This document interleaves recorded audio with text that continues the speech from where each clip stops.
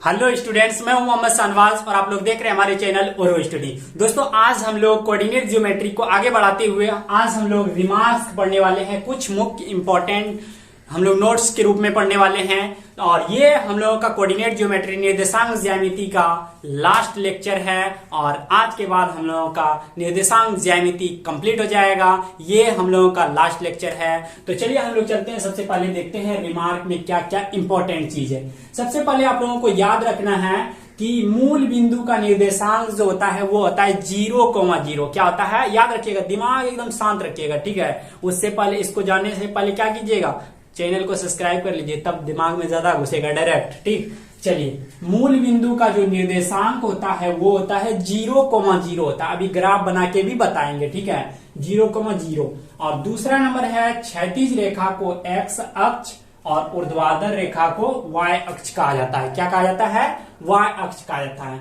चलिए तीसरा नंबर देखते हैं, निर्देशांक अक्ष तल को 4 भागों में बांट देते हैं। निर्देशांक तल जो होता है कार्तीय तल, उसको 4 भागों में बांट देते हैं, जिसे क्या बोलते हैं, चतुर्थांश बोलते हैं या पाद बोलते हैं, ठीक है। चलिए चौथा नंबर देखते हैं, अक्षों के प्रतिच्छेद बिंदु को मूल बिंदु कहा जाता है, जिसका निर्देशांक नियामक क्या होता है, 0,0, ठीक। एक्स अक्ष पे अगर y का वैल्यू पूछे, एक्स अक्ष पे अगर y का नियामक पूछे तो कितना होगा, 0।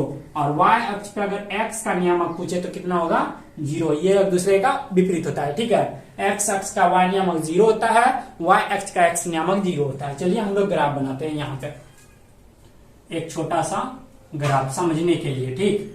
ये x एक्सिस होता है, ये x डैश होता है, ये y एक्सिस होता है, ये y डैश होता है, ठीक। और ये वाले भाग को बोला जाता है, चलिए सबसे पहले ये जो पड़ी वाली रेखा है ना, ये पड़ी वाली रेखा, इसको बोला जाता है क्षैतिज रेखा। इसको क्या बोला जाता है, क्षैतिज रेखा। क्या बोला जाता है, क्षैतिज रेखा, ठीक, क्षैतिज रेखा।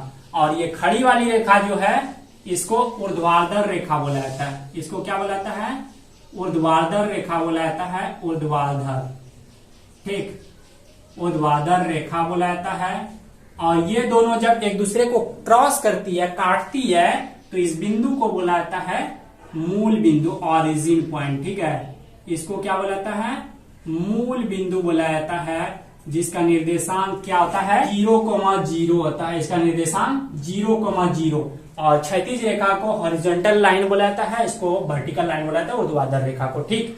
और क्षैतिज रेखा को x एक्सिस भी बोला जाता है, ऊर्ध्वाधर रेखा को y एक्सिस भी बोला जाता है। तो पहला नंबर मूल बिंदु का नियामक क्या होता है, 0,0। क्लियर हो गया। चलिए दूसरा नंबर क्षैतिज रेखा को x अक्ष बोला जाता है, इसको क्या बोला जाता है, x एक्सिस बोला जाता है, x एक्सिस, ठीक। और ऊर्ध्वाधर रेखा, ये ऊपर वाली रेखा को क्या बोला जाता है, y एक्सिस बोला जाता है। क्या बोला जाता है, y एक्सिस बोला जाता है। चलिए निर्देशांक अक्ष, ये जो पूरा भाग है, ये पूरा ये कार्तीय तल, इसमें 4 भाग होते हैं, भाग 1, भाग 2, भाग 3, भाग 4, ठीक। इन सभी भागों को बोला जाता है चतुर्थांश। क्या बोला जाता है, चतुर्थांश बोला जाता है। ये फर्स्ट चतुर्थांश हुआ, ये क्या हुआ फर्स्ट, ये हुआ सेकेंड, ये हुआ थर्ड चतुर्थांश, ये हुआ फोर्थ चतुर्थांश, ठीक। चलिए x अक्ष का y नियामक, अगर ये x अक्ष है, यहाँ पे अगर y का वैल्यू पूछेंगे तो y कितना होगा, 0 होगा।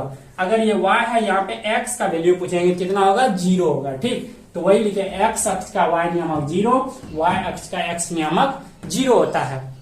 और एक चीज याद रखिए कि अगर कोई पॉइंट दिया रहेगा, जैसे a 2,3 दिया रहेगा, तो ये पहला वाला जो होता है ये x एक्सिस होता है। क्या होता है, पहला वाला x अक्ष होता है, x अक्ष, और दूसरा वाला y होता है, ठीक है। ये होता है x होता है और ये y होता है। इसको बोला जाता है भुज बोला जाता है। पहले वाला को क्या बोला जाता है, भुज बोला जाता है, जिसको इंग्लिश में बोला जाता है एब्सिसा। और दूसरे वाला को क्या बोला जाता है, कोटि बोला जाता है। दूसरे वाला को कोटि बोला जाता है, ऑर्डिनेट बोला जाता है, ठीक है। तो भुज और कोटि, भुज को x अक्ष भी बोला जाता है और कोटि को क्या बोला जाता है, y अक्ष बोला जाता है। आपके एग्जाम में पूछता है, ठीक।